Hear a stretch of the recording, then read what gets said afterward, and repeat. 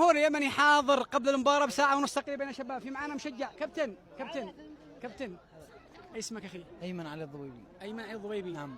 ايمن علي الضبيبي، اسم هذا مش غريب علي، لا تقولي ابن الشيخ علي. نعم. ايمن علي الضبيبي ابن الشيخ علي، وانا من هنا تحية اجلال واكبار للوالد الفاضل شيخنا علي الضبيبي، كل الاحترام والتقدير للشيخ علي. كابتن ايمن، توقعات مباراة اليوم والامنيات مباراة اليوم.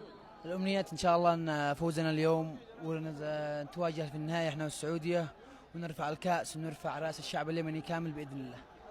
ايمن، الحضور الجماهيري هذا، حضور الجماهير هذا والله انه حب لا يوصف لهم جميعا. يعني انا شايف الجماهير ما شاء الله حاضره قبل المباراه بساعه ونص تقريبا.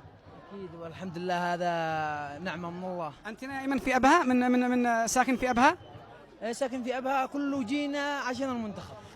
طبعا للعلم يا شباب، في مشجعين جاءوا من الباحة وفي مشجعين جاءوا من الخميس ومن كل مكان. كل التوفيق يا شباب، وبإذن الله بحول الله تكمل فرحتنا اليوم ونكون متواجدين في المباراة النهائية، وكل التوفيق.